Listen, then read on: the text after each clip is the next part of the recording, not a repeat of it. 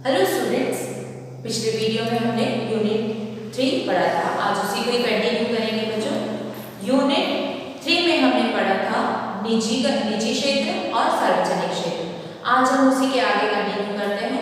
आधुनिक समय में सार्वजनिक क्षेत्र का परिवर्तित योगदान। जी हाँ बच्चों, आज के समय में जो सार्वजनिक क्षेत्र में परिवर्तन करने पर जो योगदान प्राप्त हो रहा है उसको जानेंगे। सबसे पहला है अधोसंरचनात्मक विकास। बच्चों, किसी भी देश के लिए आधारभूत उद्योग स्थापित करना बहुत ही अनिवार्य होता है। यदि आधारभूत उद्योग स्थापित नहीं होंगे तो औद्योगिकरण का विकास नहीं होगा। आधारभूत उद्योग जैसे परिवहन, विद्युत, संचार आदि उद्योगों को आधारभूत उद्योग कहते हैं, जो सभी उद्योगों का आधार होते हैं। यदि इनको हम स्थापित नहीं करेंगे तो हम औद्योगिकरण का विकास नहीं कर पाएंगे। और इन आधारभूत उद्योगों को स्थापित करने के लिए भारी मात्रा में पूंजी की आवश्यकता होती है, जो निजी क्षेत्र नहीं कर सकता।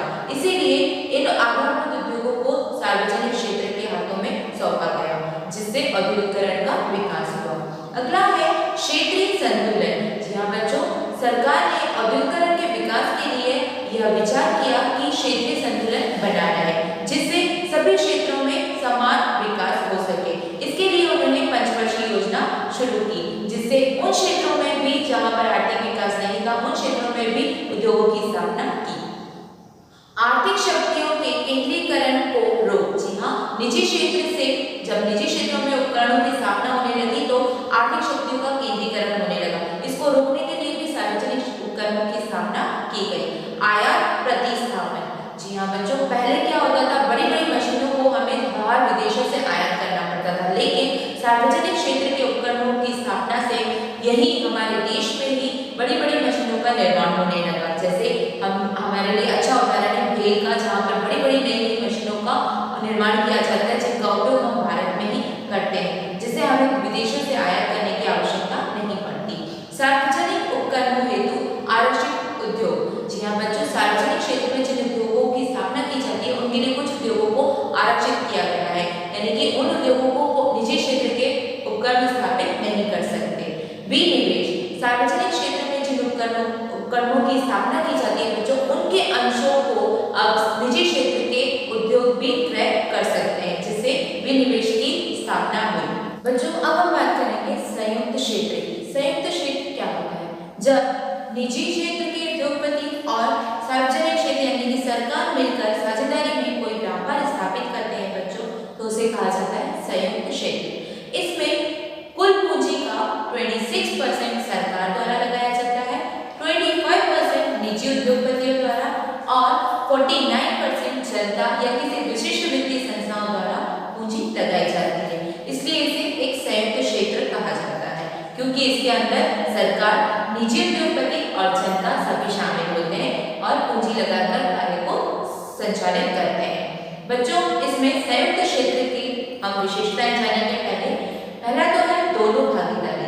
संयुक्त क्षेत्र में दोनों यानी कि सार्वजनिक क्षेत्र और निजी क्षेत्र, निजी उद्योगपति और सरकार दोनों ही इसमें भागीदार होते हैं, पूंजी लगाने से लेकर कार्य को सम्मिलित करने के लिए, संचालित करने के लिए। संतुलित आर्थिक विकास। जी हाँ बच्चों, जो संयुक्त क्षेत्र है उसके अनुसार, उसके कारण ही संतुलित आर्थिक विकास होता है। फिर चाहे वह सरकार का आर्थिक विकास हो या निजी क्षेत्र का आर्थिक विकास हो, संतुलित होता है, दोनों में बराबर होता है। असीमित जोखिम न होकर विभाजित जोखिम होना। संयुक्त क्षेत्र के अंतर्गत जो जोखिम होता है वह ज्यादा नहीं होकर जितना भी होता है उसको दोनों क्षेत्रों में विभाजित कर दिया जाता है, जिससे दोनों क्षेत्रों के लिए जो जोखिम की मात्रा होती है वह कम हो जाती है। अगला है कुशल प्रबंधन। जी हाँ बच्चों, संयुक्त क्षेत्र के अंतर्गत जो प्रबंध किया जाता है वह किसी एक समिति द्वारा एक ग्रुप बनाकर किया जाता है, इसलिए जो इसका प्रबंध होता है, जो मैनेजमेंट होता है, वह कुशल होता है। प्रबंध निजी क्षेत्रों द्वारा। जी हाँ, संयुक्त क्षेत्र के अंतर्गत जो उपक्रम स्थापित किया जाता है बच्चों, उसका प्रबंध निजी क्षेत्र के उद्योगपतियों द्वारा ही, उन्हीं के द्वारा एक समिति बनाकर उसका प्रबंध किया जाता है, जिससे एक कुशल प्रबंध होता है। अब हम बात करेंगे बच्चों संयुक्त क्षेत्र के उद्देश्य, महत्व या लाभ। इन तीनों का आंसर यही होगा। इसमें सबसे पहला है उद्योगों पर सामाजिक नियंत्रण। जी हाँ बच्चों, जो संयुक्त क्षेत्र के उद्योग होते हैं उस पर सामाजिक नियंत्रण होता है, यानी कि निजी सरकार भी होती है और निजी जनता भी होती है, निजी उद्योगपति भी। तो इन सबका ही इस पर नियंत्रण होता है, कोई एक का ही नियंत्रण नहीं होता। दूसरा है असफलताओं को दूर करना। जी हाँ बच्चों, दोनों ही क्षेत्रों की जो असफलताएं आती है, जो सार्वजनिक क्षेत्र में असफलताएं आती है उद्योग में और जो निजी क्षेत्र के उद्योगों में असफलताएं आती है, दोनों की असफलताओं का जो निवारण होता है वह संयुक्त क्षेत्र के अंतर्गत आसानी से हो सकता है। वित्तीय साधनों की पूर्ति। जी हाँ बच्चों, सार्वजनिक उपक्रमों द्वारा भी जो पूंजी लगाई जाती है, वित्तीय के जो साधन होते हैं वह संयुक्त में प्राप्त हो जाते हैं और निजी उद्योगपतियों द्वारा जो पूंजी लगाई जाती है वह भी संयुक्त क्षेत्र के अंतर्गत प्राप्त हो जाती है, जिससे एक बड़ी मात्रा में वित्तीय सुविधा हमें प्राप्त होती है संयुक्त क्षेत्र के अंतर्गत। उद्यमशीलता का विकास। जी हाँ बच्चों, संयुक्त क्षेत्र के अंतर्गत हम देखते हैं कि जो बड़े उपक्रम होते हैं जिसमें अधिक से अधिक रोजगार प्राप्त होते हैं और उद्यमशीलता यानी कि अपने आप में कार्य करने की क्षमता पैदा करना, संयुक्त क्षेत्र ही है वो जो उद्यमिता का विकास करता है। विकास में समानता। जी हाँ बच्चों, संयुक्त क्षेत्र के अंतर्गत जो विकास होता है वह समान होता है, चाहे वह सरकार का विकास हो या फिर निजी जनता का विकास हो, सबका विकास एक समान होता है। अब हम बात करेंगे बच्चों संयुक्त क्षेत्र के दोषों के बारे में। इसमें भी कुछ दोष पाए जाते हैं। पहला है समन्वय का अभाव।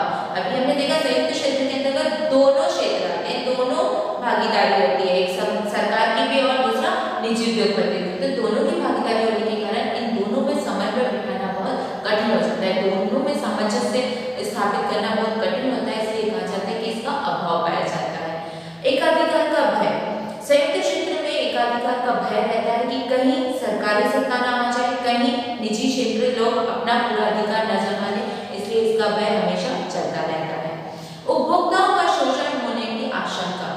जी हाँ बच्चों, संयुक्त क्षेत्र के अंतर्गत उपभोक्ताओं का शोषण होने की भी आशंका हमेशा बनी रहती है। पूंजी का विवेकपूर्ण उपयोग ना होना। बच्चों, पूंजी दोनों के द्वारा लगाई जाती है, सरकार और निजी दोनों के द्वारा पूंजी बहुत अधिक मात्रा में होती है, लेकिन ऐसा माना जाता है बहुत अधिक पूंजी होने पर भी उसका जो उपयोग होता है वह विवेकपूर्ण नहीं होता, सफलपूर्ण नहीं होता। उत्पादन के दोष। धीरे धीरे कार्य करते हुए व्यापार में कहीं ना कहीं उत्पादन में दोष भी उत्पन्न होने लगते हैं। क्यों? क्योंकि हर कोई एक दूसरे पर टालने की कोशिश करने लगता है। लघु एवं कुटीर उद्योगों का विकास न होना।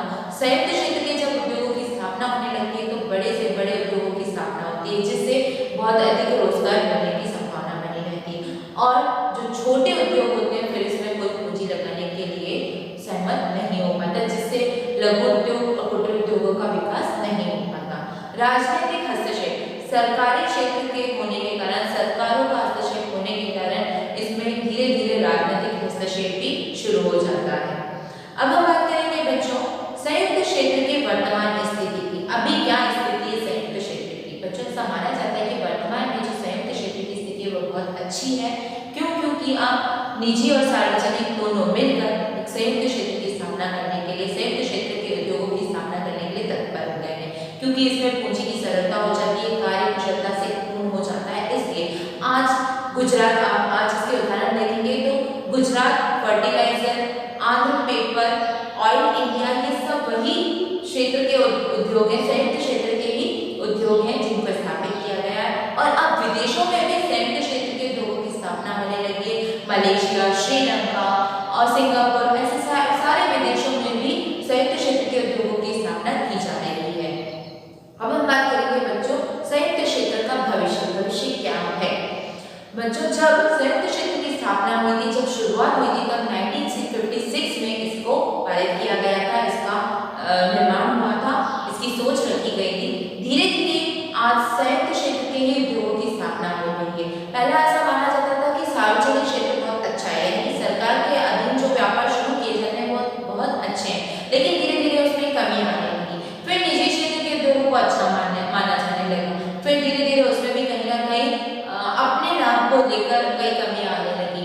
फिर अब हम देख रहे हैं संयुक्त क्षेत्र, यानी कि सरकार और निजी उद्योगपति मिलकर एक व्यापार शुरू करते हैं, जिसे कहा जाता है संयुक्त क्षेत्र के व्यापार, जिससे इनका भविष्य बहुत ही उज्जवल हो रहा है। तो बच्चों, ये था संयुक्त क्षेत्र के बारे में, जिसको मैंने अभी आपको समझाया। अब हम जानेंगे बच्चों बहुराष्ट्रीय कंपनियां क्या होती हैं। जैसे कि नाम से ही जान रहे हैं, बहुराष्ट्रीय यानी कि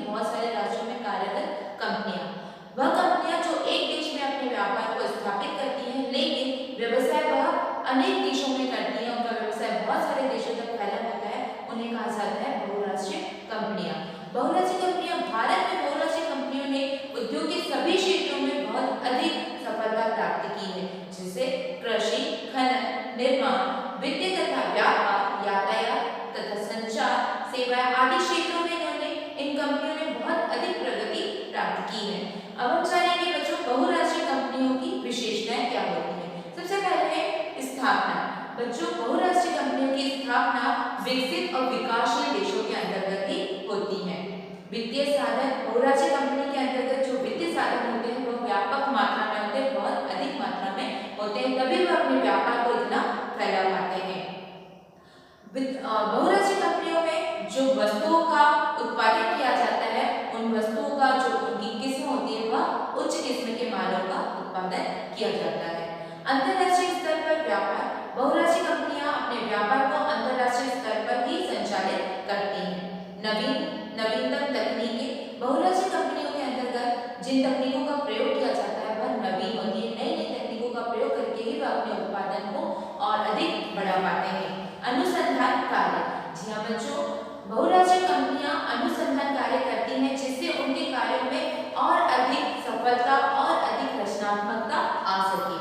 पूंजी का विनियोजन, पूंजी का विनियोजन बहुराष्ट्रीय कंपनियां इतनी सुदृढ़ होती हैं कि हर कोई उसमें अपनी पूंजी लगाने के लिए तत्पर रहता है और वह अपनी पूंजी विनियोजित करता है। बड़ी मात्रा में उत्पादन एवं व्यापार बहुराष्ट्रीय कंपनियों के अंतर्गत बहुत अधिक मात्रा में उत्पादन किया जाता है और इनका व्यापार भी बहुत अधिक मात्रा में बड़ा और फैला हुआ होता है। तो ये थी बहुराष्ट्रीय कंपनियों की बच्चों विशेषताएं। अब हम जानेंगे बहुराष्ट्रीय कंपनियों के लाभ और लाभ या महत्व दोनों एक ही चीज होती है। पहला है सुदृढ़ आर्थिक स्थिति। जी हाँ बच्चों, बहुराष्ट्रीय कंपनी की जो आर्थिक स्थिति होती है वह सुदृढ़ होती है। क्यों? क्योंकि यह विभिन्न राष्ट्रों में अपना कार्य संचालित करते हैं जिससे इनके पास जो इनकम होती है बहुत अधिक होती है, इसलिए इनकी आर्थिक स्थिति अच्छी मजबूत होती है। नवीन तकनीकें, बहुराष्ट्रीय कंपनियां हमेशा नई नई तकनीकों का प्रयोग करती हैं जिससे हम अपने देश में भी इसका लाभ उठा सकते हैं। योग्यताओं का लाभ, बहुराष्ट्रीय कंपनियों के अंतर्गत जिन भी नवीन तकनीकों का प्रयोग किया जाता है उससे प्रशिक्षण लेकर, उससे शिक्षा लेकर हम अपने देश की योग्यताओं को और अधिक निखार सकते हैं, बढ़ा सकते हैं, इसका लाभ उठा सकते हैं। जीवन स्तर में वृद्धि, बहुराष्ट्रीय कंपनियों द्वारा हमारे देश के जीवन स्तर में भी वृद्धि होती है। रोजगार में वृद्धि, बहुराष्ट्रीय कंपनियों में व्यापार बहुत अधिक बड़ा फैला हुआ होता है, इसलिए यहाँ पर रोजगार बहुत अधिक वृद्धि करने लगा है, यहाँ पर बहुत सारे लोगों को रोजगार प्राप्त होने लगता है। तो ये तो थे बच्चों बहुराष्ट्रीय कंपनी के लाभ। अब हम जानेंगे इनके दोष। जैसे किसी चीज में लाभ होता है उसमें दोष भी कहीं ना कहीं पाए जाते हैं। दो पहलू होते हैं, लाभ और दोष। तो दोष जानेंगे बहुराष्ट्रीय कंपनी के क्या होते हैं। सबसे पहले अधिकतम लाभ कमाना, बहुराष्ट्रीय कंपनियों का मकसद होता है लाभ कमाना और अधिकतम लाभ कमाना। तो इससे जो छोटी कंपनियां होती हैं वह विकास नहीं कर पाती, वह सफल नहीं हो पाती, उनको बहुत अधिक मात्रा में नुकसान उठाना पड़ता है। विदेशी मुद्रा का दुरुपयोग, बहुराष्ट्रीय कंपनियों द्वारा विभिन्न राष्ट्रों में जाकर अपने मालों का बेचा जाता है जिससे उनको विदेशी मुद्रा प्राप्त होती है और धीरे धीरे उन विदेशी मुद्राओं का सही उपयोग न करते हुए उसका दुरुपयोग करने लगते हैं जिससे राष्ट्र को लाभ नहीं होता। कपटपूर्ण कार्य, बहुराष्ट्रीय कंपनियों द्वारा जो कार्य किया जाता है धीरे धीरे वह कपटपूर्ण होने लगता है, स्वार्थ की भावनाएं उत्पन्न होने लगती हैं। भ्रामक विज्ञापन, बहुराष्ट्रीय कंपनियों द्वारा अपने व्यापार को व्यापक क्षेत्र में फैलाने के लिए कई बार ऐसे विज्ञापनों को चला देते हैं जिससे जो ग्राहक होते हैं वो भ्रमित हो जाते हैं और बहुत बड़ा नुकसान उन्हें झेलना पड़ता है। सामाजिक असमानताओं को जन्म, बहुराष्ट्रीय कंपनियां सामाजिक असमानताओं को जन्म देती जा रही हैं धीरे धीरे। बच्चों ये दोष। अब हम जानेंगे कि भारत में जो कार्यरत विदेशी बहुराष्ट्रीय कंपनियां हैं वह कौन कौन सी। हमारे देश में विदेशों से बहुराष्ट्रीय कंपनियां कार्य करने यहाँ पर आई हुई हैं।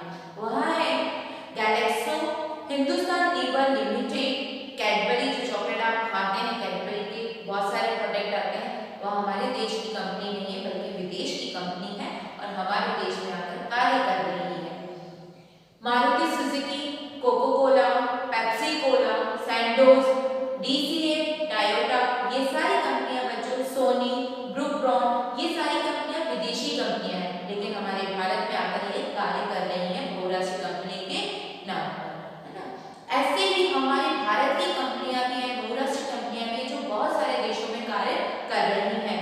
उनमें है Birla group of industries, JK group of industries, Mittal steel और टाटा गोल्ड। ये कंपनियां भारत में स्थापित है लेकिन इनका व्यापार विदेशों में संचालित है और बहुत ज्यादा विदेशों में है, एक से ज्यादा देशों में फैला हुआ इनका व्यापार है, इसलिए इन्हें बहुराष्ट्रीय कंपनियां कहा जाता है। बच्चों अब हम जानेंगे भूमंडलीय उपक्रम या वैश्विक उद्यम। भूमंडलीय जैसे हम नाम से जान रहे हैं, वैश्विक मीन्स पूरे विश्व में स्थापित उद्यम। हम एक जगह पर स्थापित करते हैं उद्यमों को और पूरे विश्व में उसको संचालित करते हैं, उसे कहेंगे वैश्विक उद्यम। इसकी विशेषताएं जानेंगे। सबसे पहले पूंजी के बड़े स्रोत। वैश्विक उद्यम को संचालित करने के लिए हमारे पास जो पूंजी के स्रोत होते हैं वो बहुत बड़े-बड़े होते हैं, व्यापक रूप में होती है पूंजी हमारे पास। दूसरा है विदेशी गठजोड़। भूमंडलीय उपक्रम या वैश्विक उद्यम के लिए हम स्थापित करने के साथ ही उसे विदेशी गठजोड़ से भी जोड़ सकते हैं, यानी कि हम अपने देश की कंपनी को विदेशों की कंपनी के साथ जोड़कर कार्य को कर सकते हैं। तीसरा है आधुनिक टेक्नोलॉजी। वैश्विक उद्यम में आधुनिक टेक्नोलॉजी का पूर्ण प्रयोग किया जाता है, जिससे व्यापार वृहद रूप से संचालित किया जा सकता है।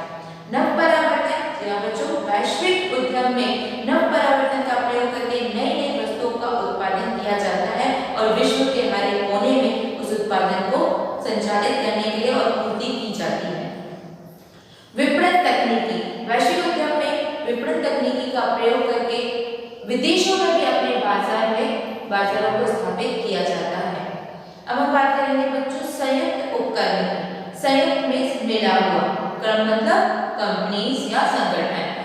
इसका आशय है दो कंपनियां जब आपस में समझौता करके किसी नई कंपनी को स्थापित करती हैं, उसे कहा जाता है संयुक्त उपक्रम। इसका उद्देश्य है कि व्यवसाय में निवेश की मात्रा बढ़ाना। जब दो कंपनियां, जो अलग-अलग कंपनियां होंगी, जब वो दो मिलकर किसी नई कंपनी को बनाएंगी तो उसमें जो निवेश की मात्रा होगी, जो पूंजी होगी, वह बड़ी मात्रा में हो जाएगी।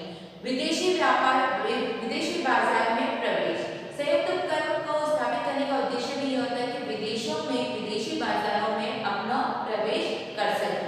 जोखिम का विभाजन। संयुक्त उपक्रम द्वारा जो जोखिम होता है उसका विभाजन हो जाता है। दो कंपनियां मिलकर कार्य करें, मतलब जो जोखिम होगा वो आप किसमें बच जाएगा, दो अलग-अलग कंपनियों में। वैसे तो वो मिलकर कार्य कर रही है, लेकिन जोखिम थोड़ा-थोड़ा वहन करना पड़ेगा।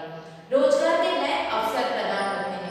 संयुक्त उपक्रम जब हम स्थापित करते हैं तो वो बड़ा होता है, जिसमें रोजगार भी बहुत अधिक मात्रा में हमें प्राप्त हो पाते हैं। स्थानीय बचत को प्रोत्साहन। जी हाँ बच्चों, संयुक्त उपक्रम जिस जगह पर स्थापित किए जाते हैं वहाँ के स्थानीय लोगों में बचत की भावना उत्पन्न हो जाती है और वह संयुक्त उपक्रम में अपनी बचत को लगाने के लिए प्रोत्साहित होने लगते हैं। जो संयुक्त उपक्रम में बच्चों कंपनियां हैं, उनकी स्थापना कैसे की जाती है? बच्चों संयुक्त कंपनी, जब दो कंपनियां आपस में मिलने के लिए, साझेदारी करने के लिए तैयार हो जाती हैं, तो एक कंपनी अपने अंशों को, अपनी पूंजी को दूसरी कंपनी को विक्रय कर देती है या बेच देती है, या फिर दूसरी कंपनी पहली वाली कंपनी के अंशों को खरीद लेती है और फिर ये दोनों कंपनियां एक नए उपक्रम को स्थापित करती हैं, एक नए संगठन को स्थापित करती हैं और कार्य करने के लिए बाध्य होती हैं। और यदि किसी कंपनी को खरीदा जाता है तो उसके अंशधारियों को उसका अंश के मूल्य को पूरा भुगतान किया जाता है, जिससे कि अंशधारी भी संतुष्ट हो सके। और यदि अंशधारी चाहे तो वह भी उस संयुक्त उपक्रम में अपना भागीदारी दे सकते हैं अपने अंशों द्वारा। अब बात करेंगे संयुक्त उपक्रम का समझौता।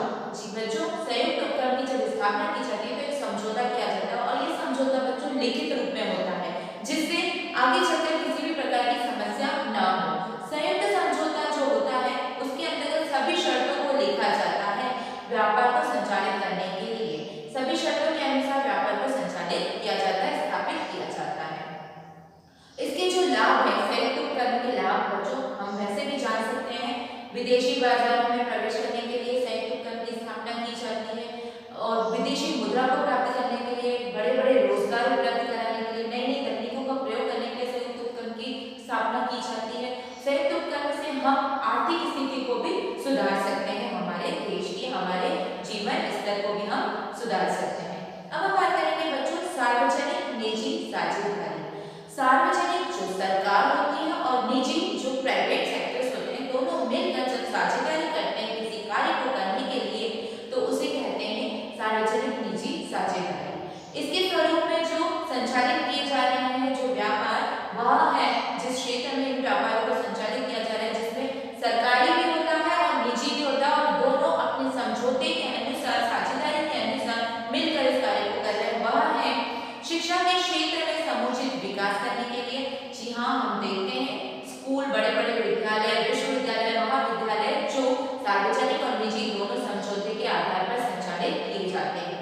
जल आपूर्ति व्यवस्था को सुचारू रूप से चलाने के लिए भी सार्वजनिक और निजी समझौते के आधार पर इनको चलाया जाता है, जिससे हमारे देश में जल की आपूर्ति निरंतर बनी रहती है।